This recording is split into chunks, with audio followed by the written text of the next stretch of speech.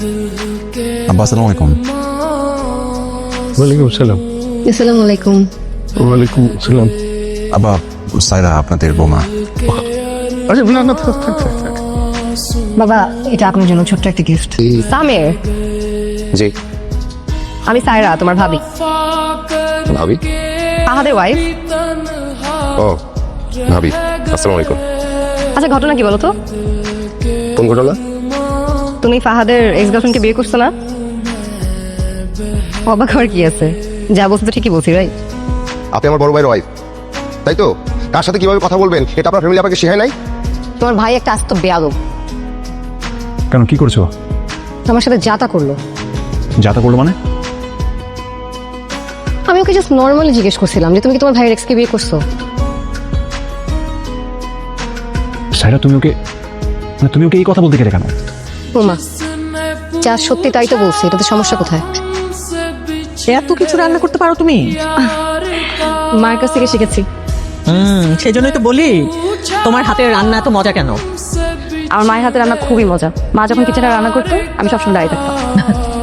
আমি আরে না না, আমি কোনোদিন রান্নাই করিনি।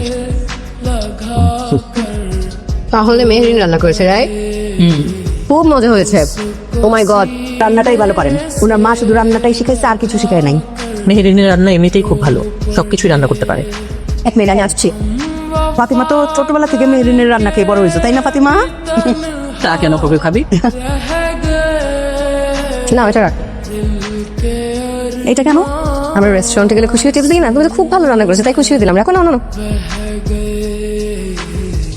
নাও।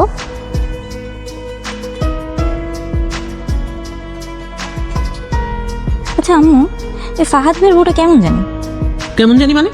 আর বড়দের নিয়ে এসব কথা বলতে হয় না, যা। আচ্ছা আচ্ছা বাদ দাও, এটা দেখো তো সেলফিটা কিরকম। এটা ফেসবুকে আপলোড করি। তোর বাবার সাথে ছবি তুই আপলোড করবি, পারমিশন নিতে হবে কেন? থ্যাংক ইউ মা। ফাতেমা, এই ফাতেমা, এই এত চিৎকার করো, আস্তে। তুমি চুপ করো, চুপ করো। এটা কি? এটা কি? হ্যাঁ কি এটা? আমি দেখি কি এটা। আস্তে, স্ট্রোক করবেন তো আপনি। আমি কোনো স্ট্রোক করবো না। এই জানোয়ারটার ছবি এখানে কেন? চুপ করেন, চুপ করেন, চুপ করেন, চুপ করবো। এটা বাবা মেয়ের সুন্দর মুহূর্তের একটা সেলফি। এইটা নিয়ে এত চিৎকার হ্যাঁ, তাহলে বাবা মেয়ের যদি এতই সুসম্পর্ক, তাহলে এখানে কেন? চলে যাও। এই ফাতেমা, তোকে আমি পরিষ্কার বলে দিচ্ছি, ওই জানোয়ারটার কোনো ছাই যদি এই বাড়ির আশেপাশে পড়ে, তাহলে আমার চাইতে খারাপ কিন্তু কেউ হবে না, একেবারে।